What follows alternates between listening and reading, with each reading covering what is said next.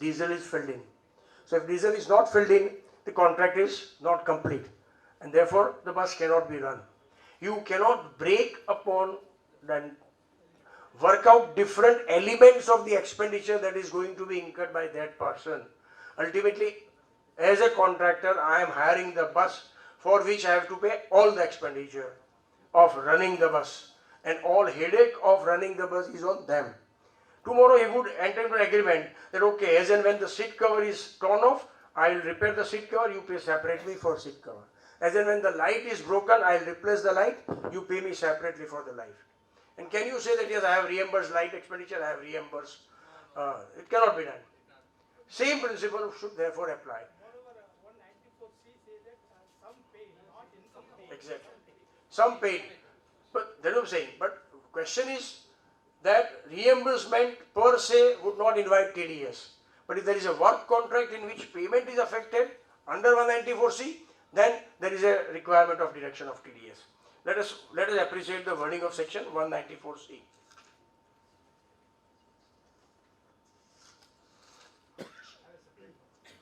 Sorry? Yeah. See, can there be two contracts? I mean, you have a contract, okay, I am supplying you the buses and you will pay me 150 rupees 15 rupees per kilometer. Then on another stamp paper you say, okay, I have supplied you the buses, but for diesel you pay me separately.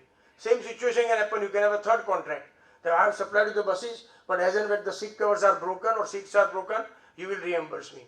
Then you can have a fourth contract. As and when the lights are broken or tires are punctured or the batteries go down, I will replace the battery and tire and you will reimburse me for the battery. That cannot be the situation. So point to be taken here is that yes, it is always to be seen a composite contract, and under 194C, the TDS has to be deducted on the entire amount. Sir, it is any sum paid, 194C, any sum paid, but Yeah. TDS is to be deducted only on the income comprised therein. Exactly. So income comprised, the reimbursement is not income. That's what I mentioned initially. That is the argument of the recipient. That on diesel I don't earn. While giving the bus on hire I am earning. And therefore, you should not deduct TDS on diesel. But therefore I explained you that you cannot bifurcate the entire contract into different segments when contract is composite, either in the one contract or in different contracts. Agreed. That is the crux of the case. Can you give the bus on hire without diesel? Answer is no. And therefore, that cannot be a contract without having an agreement with regard to the diesel. Whether the contractor pays or the person who has given me the bus pays. It is it is without any second thought that yes, there has to be a composite contract. You can't have buses on hire without the element of diesel therein.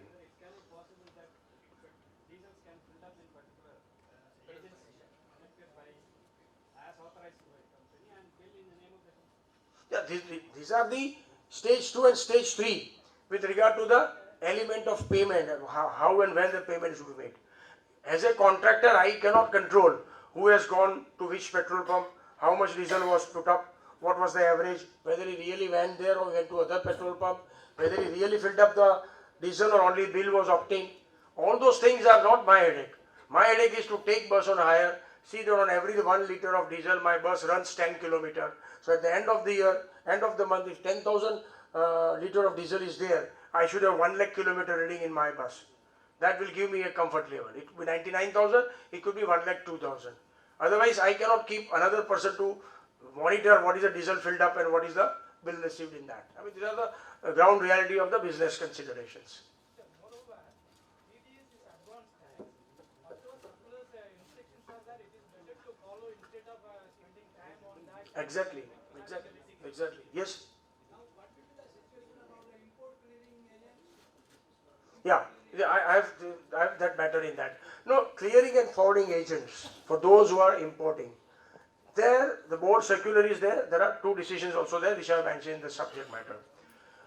He is giving you the composite services that your goods are imported, your goods will be warehoused, your goods will be then, custom duty will be paid, and then the goods will be released from the custom department, custom duty will be paid, my service charges are there, and this is the total bill.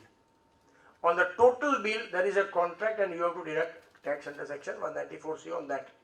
But if the bill is not composite and he is charging separately, that on your behalf, I have paid the warehousing charges. Otherwise, warehousing charges you pay. My duty only to clear the goods.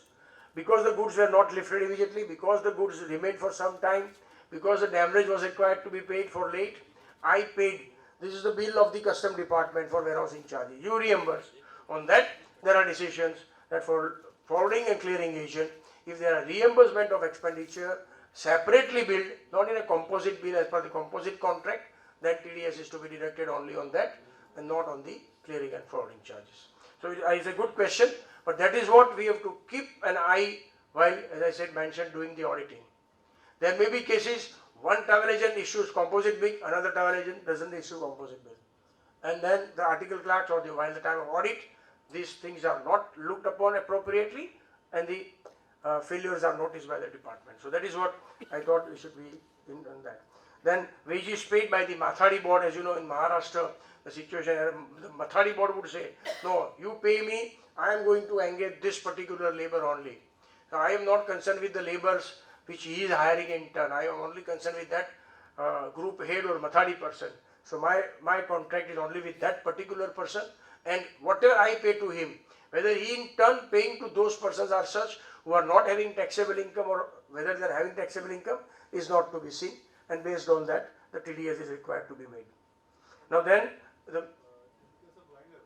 in case of liner also is billing, directly billing to the CHA on account of the importer.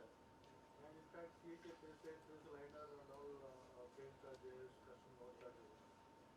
But in his bill, he is showing separately. In one column, he fees for his services rendered.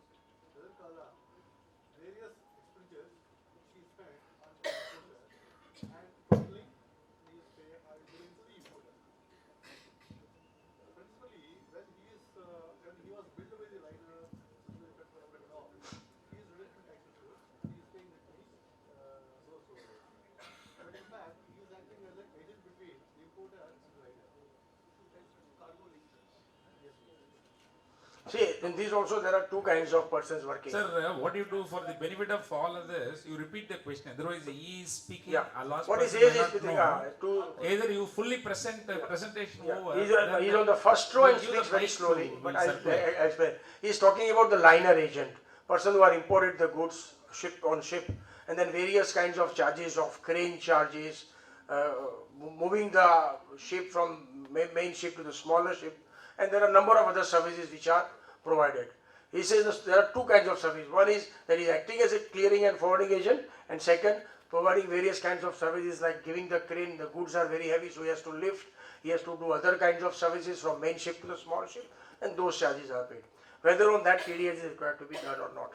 Now again, as I tell you, there are two kinds of clearing agents in that. One, they have the arrangements with the service providers. The crane which they are using, they would charge him 10,000 rupees. He in turn is not charging 10,000 but is charging 12,000 to the his client.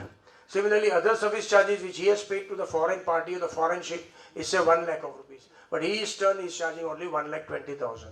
Or sometimes he says, no, I am going to pay him only 1 lakh. But then after receiving 1 lakh, he says, okay, you pay me discount or you give me reduction, and he pays 90,000. So on as the wording was said, if it is on line to line, same basis, actual reimbursement, then on same principle, we go back to back. Back to back is the correct word. If it is back to back, then certainly there is no TDS.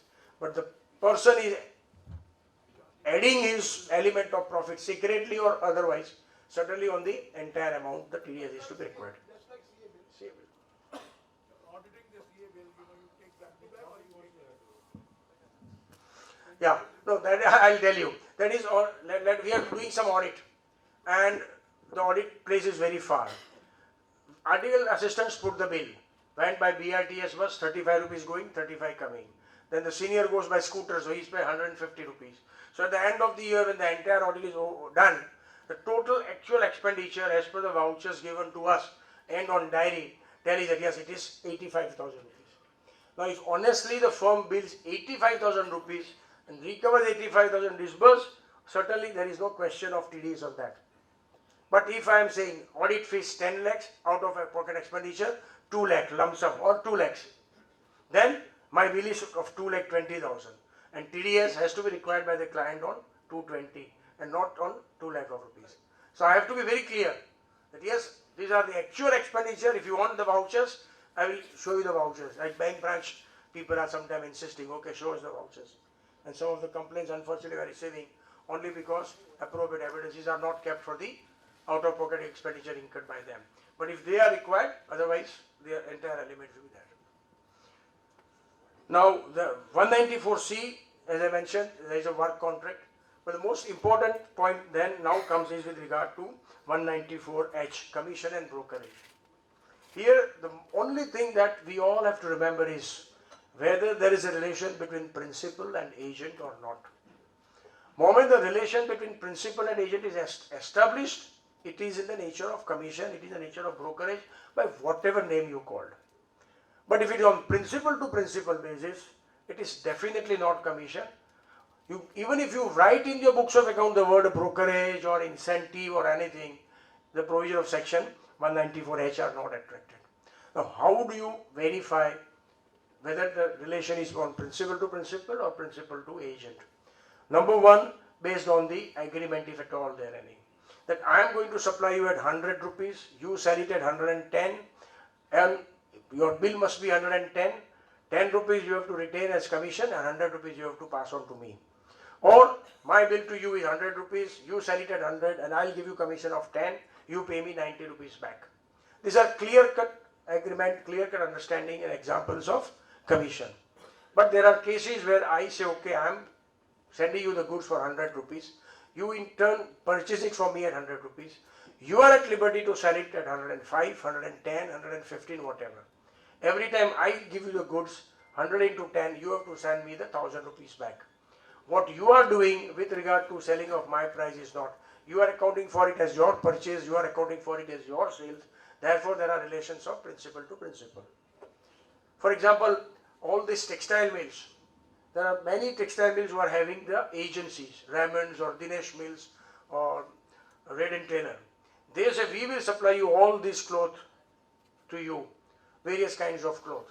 Once they are supplied to them, it is there. MRP is printed on that, be very clear. MRP is very printed on all the fabrics. He is selling at that MRP or he may sell at a lesser than MRP.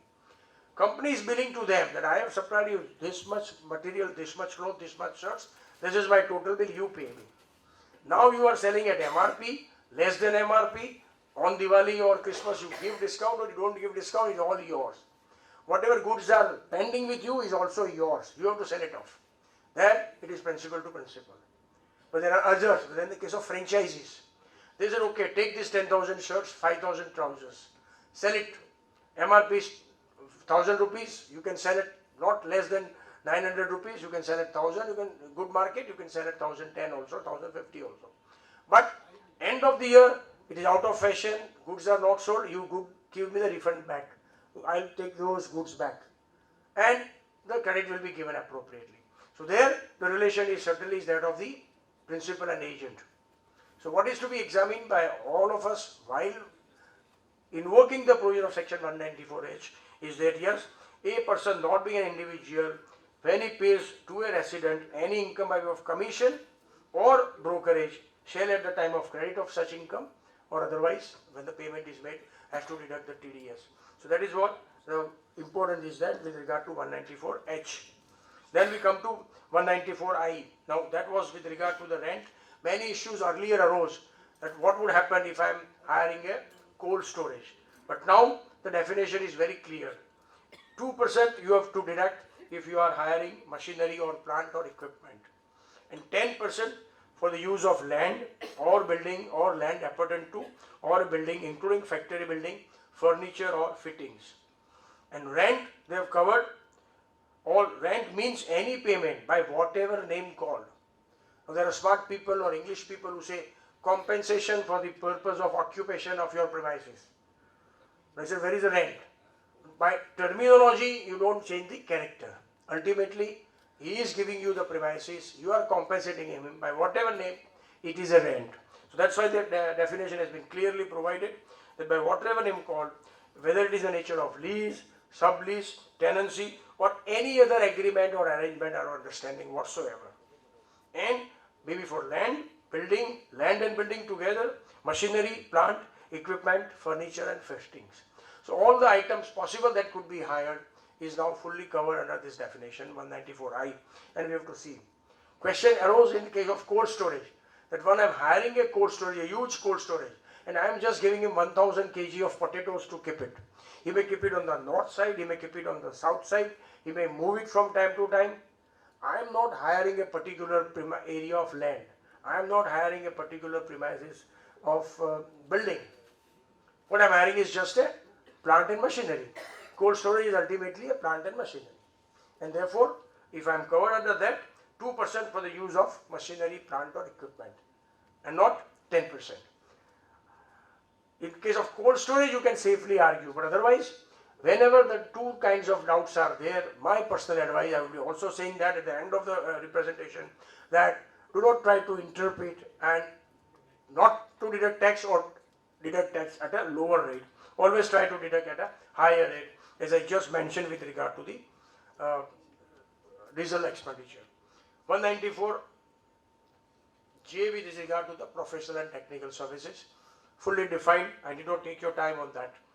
Question is, again, all kinds of fees to chartered accountants, as I said, which are covered under the nature of professional fees are covered. Here the question comes with regard to the service tax.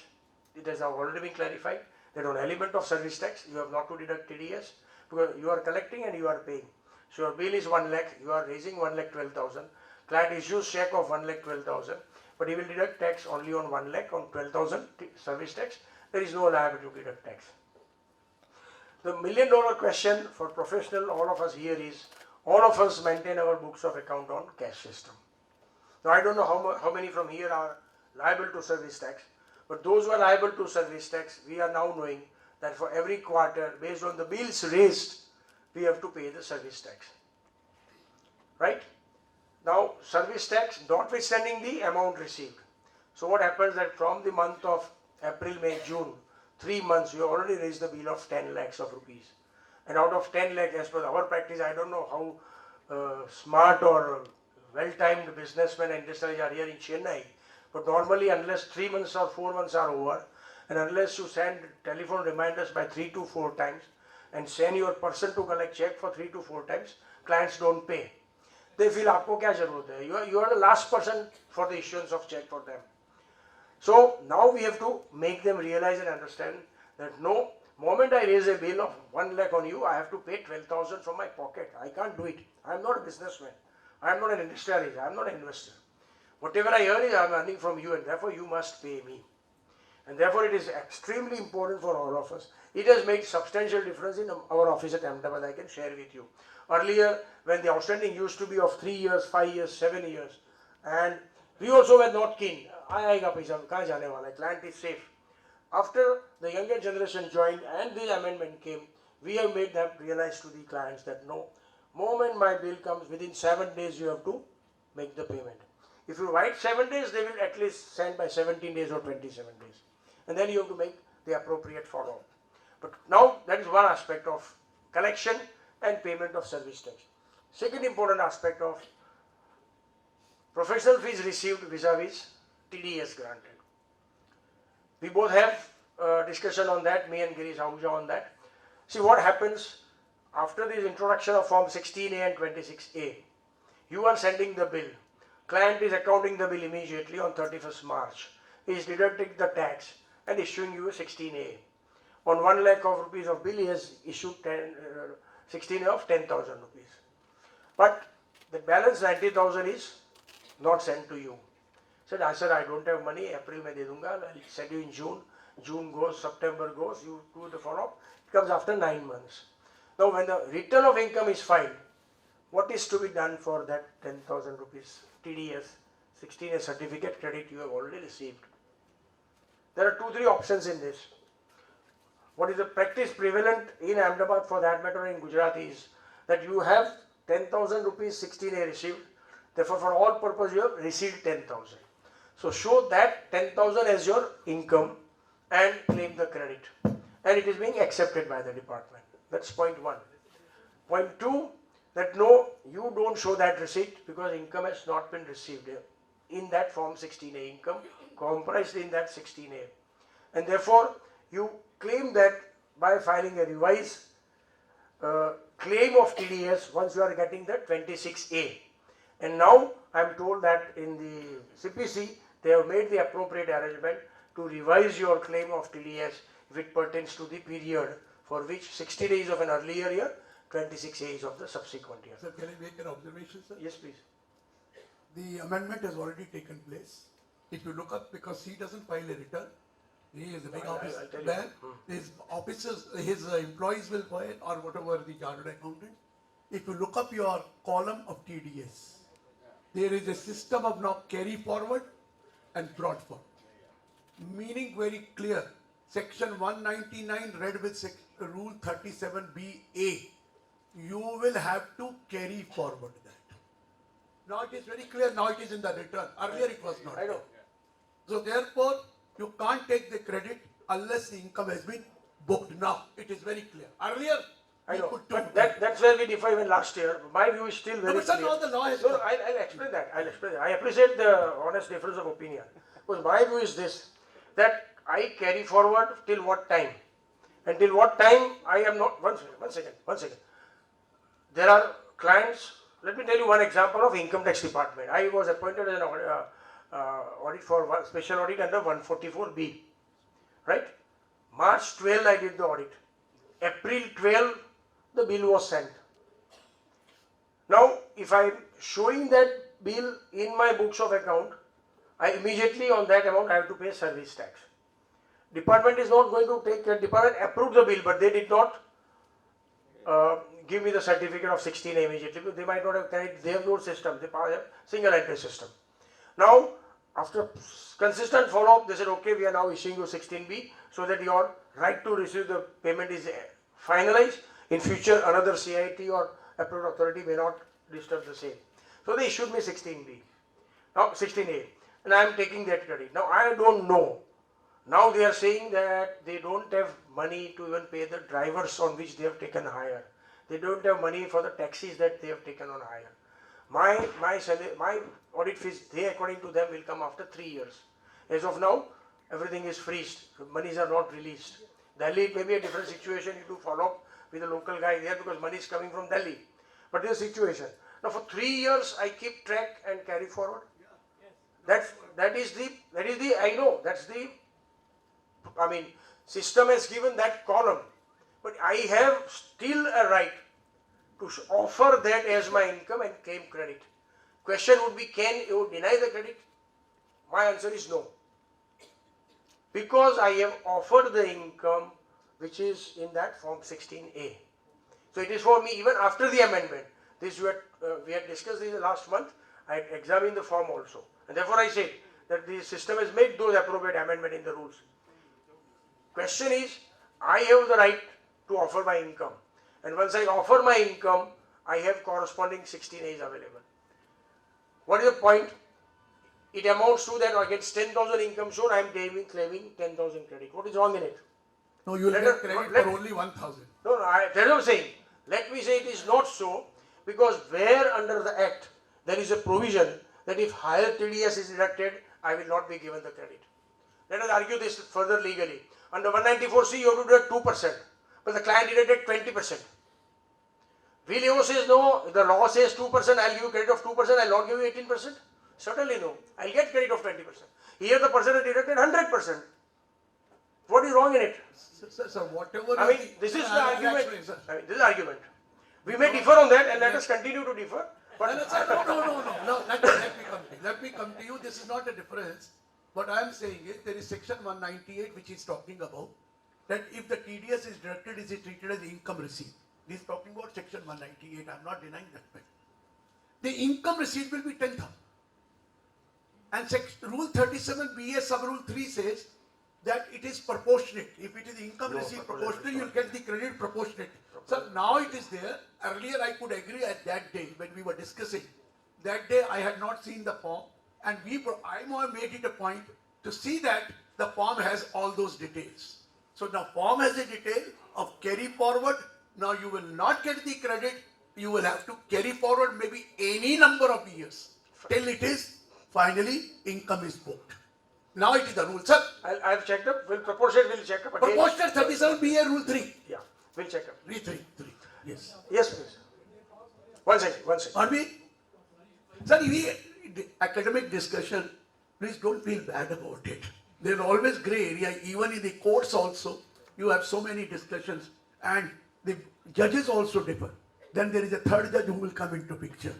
Am I right or wrong? Am I right or wrong?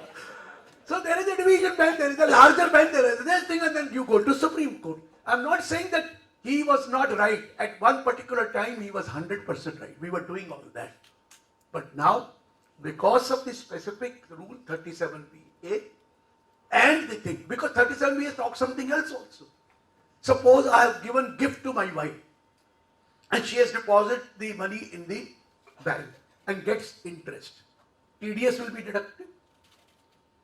Then whose name that credit will be given? As per section 64, income will be clubbed in my hands. Am I right? But TDS certificate will be issued to her. How will it happen? 37BA says, wait.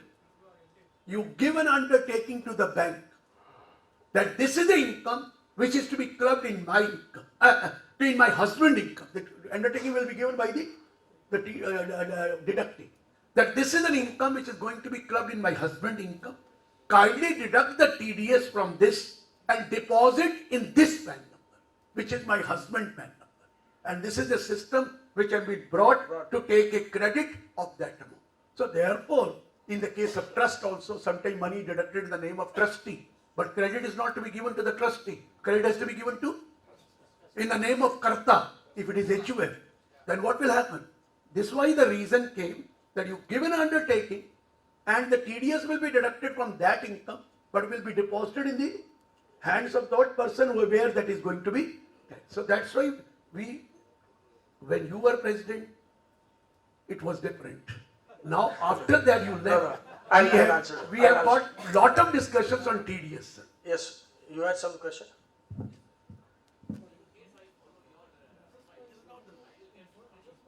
I'll?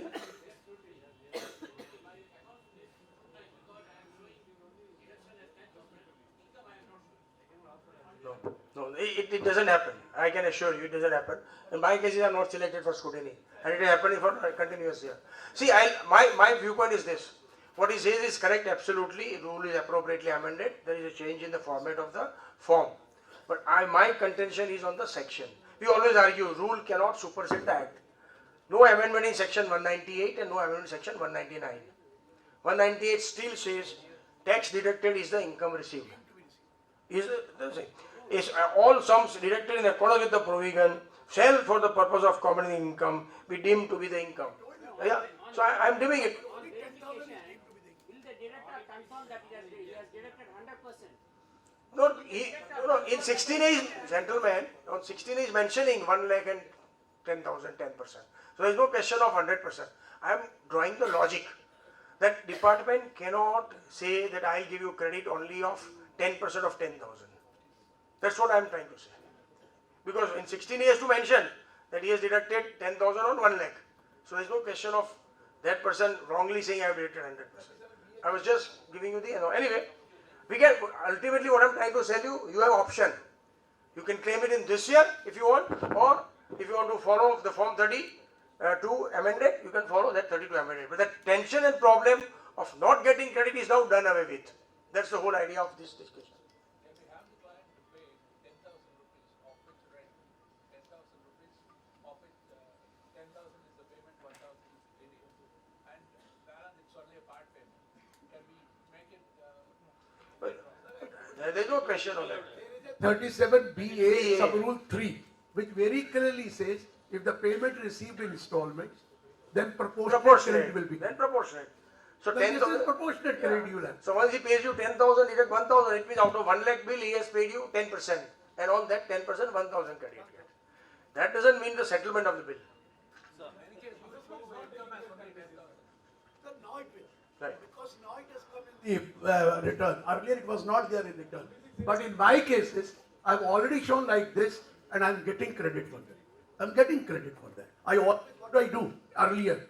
First I used to show in the return and then used to write credit availed nil. Next year I used to repeat the same and then credit availed. And they have given me. They have given me. But now carry forward and brought forward has clearly shown that it is carried forward. So now there is no problem. Earlier, somewhere computer systems there were a problem, but now there will be no problem, provided you carry forward and then show it as a brought forward. Now, sir, now it is. Yeah, that I think I've done. We have already dealt with the principal to principal, commission and agent. Some things are with regard to the SIM card. Again, whether the person who is purchasing the SIM card from Idea or Airtel, in turn selling it, whether it's a commission agent or there is a relation of principal to principal. All documents with regard to these Vodafone companies, Airtel companies and Idea companies, they are clearly mentioning that yes, they are their commission agent. They can sell the SIM card only at a particular price, and therefore what they are receiving from the Airtel is the SIM card. Because balance SIM card, they have a right to give back. Damaged SIM card, they have the right to give it to back. On SIM card and dealers on the mobile, there are maximum surveys and maximum inquiries, and therefore I thought I should draw your kind attention to that also. Now, last and most important is the very, very interesting issue with regard to 195. It by itself, it needs one more independent discussion on that. But that is the payment to non-resident, and that is where the maximum practice area and maximum question area arises. Whenever there is a payment to a non-resident, we have to be careful that yes, on the basis of the provision of section 195, we deduct the tax. When the question is we deducted tax, whether he is having permanent account number or is not having permanent account number. That is point number 2. Point number 3, whether the service is rendered is with regard to the technical services or it is merely the expenditure incurred for having a fair in the international society, supplying of the magazine, supplying of some machinery. So in each such case, when you issue the appropriate form 10, 10E and other format, you have to be very careful on these 3 things. First, thoroughly verify the nature of expenditure. The bill or the document or the agreement should clearly mention, yes, it is in what nature. And that would decide whether the TDS is at 20% or at 10% or nil deduction. Once you are there, you should also be aware with regard to the tax treaties. As I mentioned yesterday, many of us feel that I don't have many clients, why should I read non-resident taxation? I have to buy another book, I have to read section 195 which I have never read. Please, for God's sake, don't do that. Various kind of clients are now having exports, imports, questions and inquiries and other kind of payments to non-residents. And issuance of certificate by itself is a professional services rendered. At the end, I would say, friends, hitherto we are only charging lump sum services for the income tax return filed. Now, in many areas, in many cities, once you file the income tax return, it includes everything, whether your case is accepted under 143(1) or there is a scrutiny. But now, as I said, the time has changed. You have to take a decision that yes, moment I file the return of income, this is my bill. It could be 5,000, could be 10,000, 25,000, based on the firm, private limited, etc. Moment there is scrutiny, you have to be very clear and tell to your client that scrutiny I will be charging separately. It could be 1 hearing, it could be 10 hearings, it could be 20 hearings. But you must charge separately for the scrutiny assessment. And last and most important with regard to this TDS, all of us in Gujarat have started charging separately for TDS. All kinds of return that we are filing, TDS return, we have to bill to the client because now separate independent professional work, assignment, responsibility and liability. So do not hesitate. You can start from 500, you can go up to 2,000 rupees depending on the size and volume and the transactions. But invariably you should charge separately for that. And this is where I said that yes, there are many professional areas and we have to in turn see that yes, hitherto I was not supposed to file TDS returns, I was not supposed to obtain TAN number. Now besides PAN, I am obtaining your TAN number also, I am monitoring on TDS.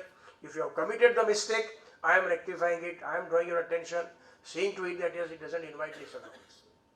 Last and most important, the amendment in section 2011A. explanation, which has come from last year. It's a great relief. And as it was mentioned, yes, this Finance Minister Arun Jaitley is really practical and pragmatic. You were required to deduct tax, you did not deduct the tax.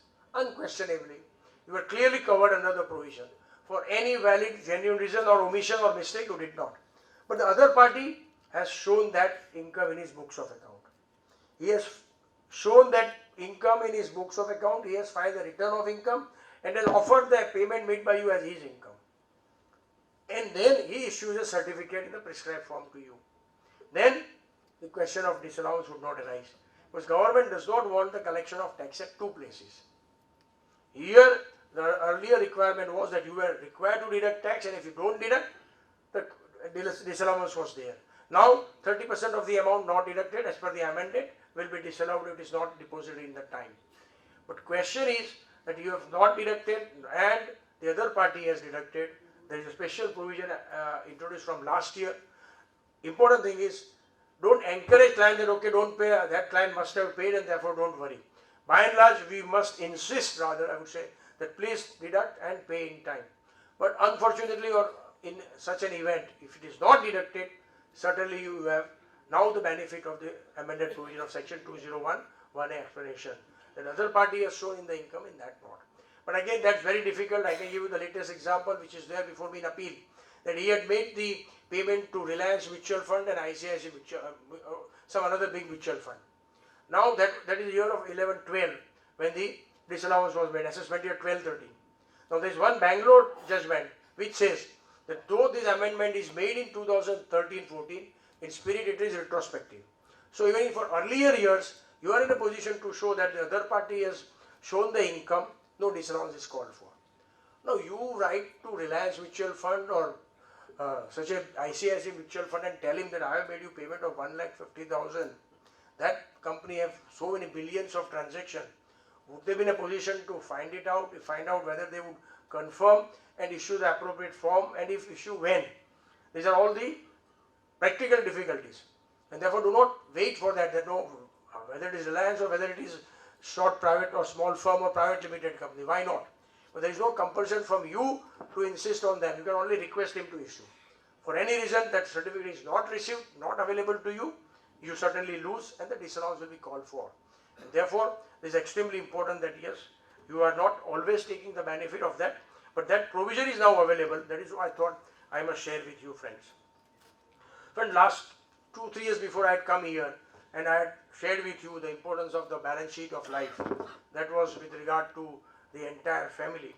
But now is another balance sheet which I have come across, and before I conclude I would like to share with you.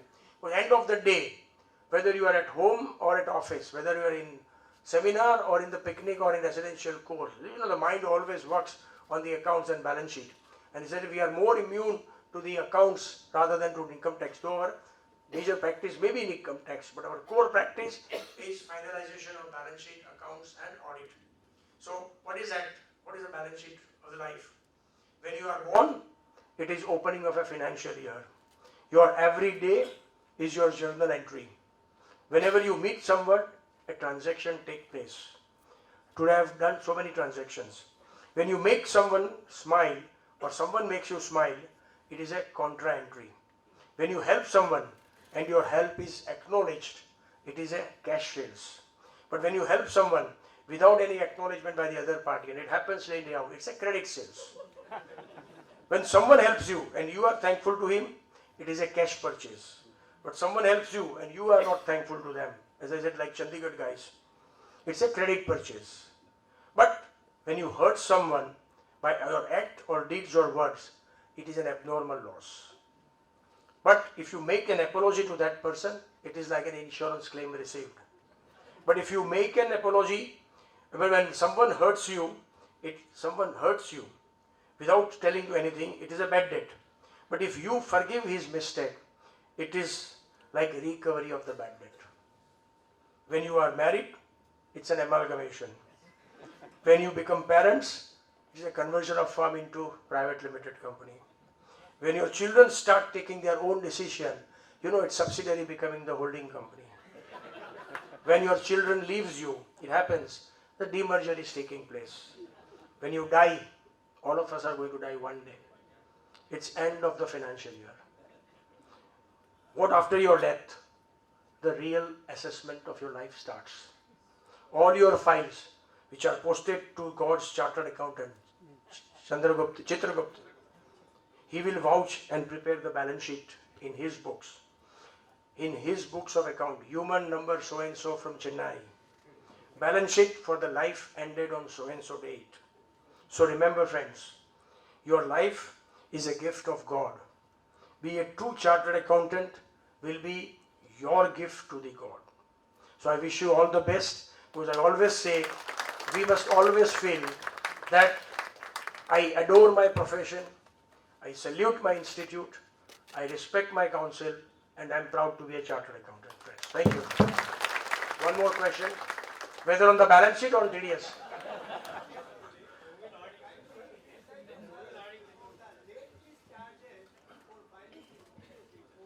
Yeah. 234E. Yeah. The matter is already in High Court. We have filed out. I was president of the All Gujarat Federation of Tax Consultants. We have filed the writ, and most of us are hopeful that it will be struck away. So in the guise of late fee, it is in the nature of penalty. There cannot be double penalty on that. Absolutely. I'm very confident. But what practically we are doing for our client is, all those to whom the fees are less than 5,000, we are telling them please pay it off. Above 5,000, we are telling him join the queue. High Court will certainly for sure one day give a decision in our favor. Thank you, friends. Thank you, thank you, thank you. Thank you very much, sir. In fact, he has come all the way from Ahmedabad, and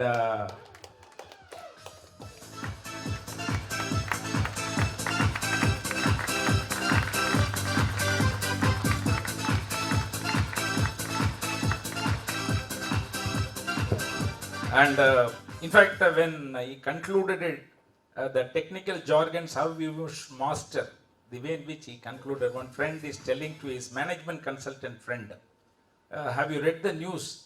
One widow with 10 children married a widower with 12 children, have you said? Then the management consultant said, it is not a marriage, it's a reverse merger. So this is what, one more thing I wanted to add. So over to Mr. Girish Ahuja on tax planning. Well, friends, I'm going to talk to you something which nobody has ever talked. The sections relating to AOP, BOI. Nobody bothers. Even at the time of the CA examination, we were not aware what kind of AOP, BOIs are there and what are the sections which are applicable. Can you beat it? There are 7 kinds of AOP, BOIs. 7 kinds of AOP, BOIs. But what is AOP and what is BOI first? And then we will proceed. What is BOI? If individuals join together without forming a partnership or a company to do a business or some earning activity, we call it as body of individuals. There are only individuals joined together, not as a co-owner, and not as a partnership, not forming a company. Still they join together. We call it as BOI. If person other than individual also join together, or only other person join together. What is a person? Person includes individual, HUA, firm, company. So if individual besides the individual other also join together, or if individuals are not there, 2 companies join together to take up a joint venture. Now 2 companies, it is not individual. So they will be called AOP. If 1 company, 1 individual, 1 HUF, 1 firm, 4 of them join together, it's not only individuals, they are person other than individual also. We call it as AOP. This is the basic difference between AOP and BOI. Otherwise, the treatment of the both is same. But only individual, BOI, other than individual also, or other persons, AOP. Now, at what rate AOP, BOI is taxable? Can anybody tell me? At what rate AOP, BOI is taxable? Huh? Maximum margin. It is absolutely wrong. It's wrong, absolutely wrong. Is liable at MMR, then AOP is liable At at MMR. regular rate. What are those regular rate? 2,50,000. Partly correct, partly wrong. Members. Members are taxable. Absolutely wrong. Right. That's what I'm saying. We are doing a topic which nobody has done it. There are 7 types of AOP BOIs. One of them is cooperative societies. I'll take. Another